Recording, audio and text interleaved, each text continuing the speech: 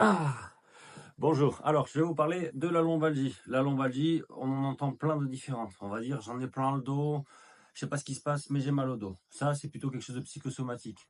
Il y a un stress, il y a une anxiété, il y a une fatigue, mais là, ça se répercute un petit peu sur le dos. On ne sait pas pourquoi, mais c'est là. Et s'il y avait une échéance, eh ben, une fois que l'échéance est passée, petit à petit, ça rentre dans l'ordre. Après, on va dire, j'ai un tour de rein. Alors là, on peut avoir aussi des lombalgies qui sont plutôt des lombalgies projetées. Vous avez une douleur sur un organe pas très loin de la zone lombaire ou de la zone thoracique et ça se répercute dans ces zones-là. Là, on est sur une douleur qui est plutôt projetée.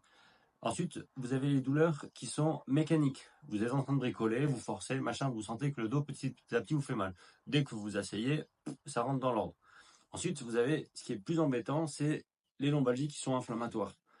À l'inverse, vous bougez, tout va bien, et dès que vous restez un petit peu assis, ben là vous avez une espèce de douleur qui monte. Vous avez une douleur qui monte, vous sentez que vous avez besoin de rebouger justement pour diminuer un peu cette douleur inflammatoire.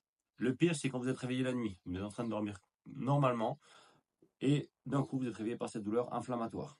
Vous avez la lombalgie aiguë qui va arriver. Tout va bien, vous vivez normalement, et sur un moment anodin que vous faites tous les jours, et là, crac, grosse douleur.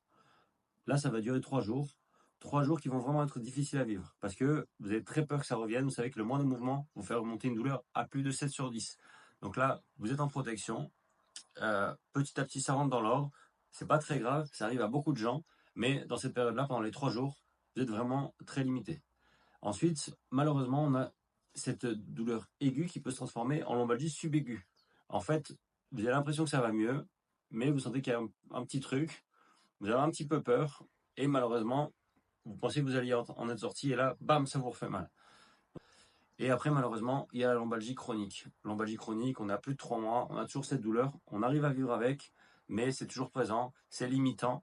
Donc il faut arriver à trouver les bonnes stratégies pour lutter contre ça. Bouger, ça vous permettra de rester en bonne santé.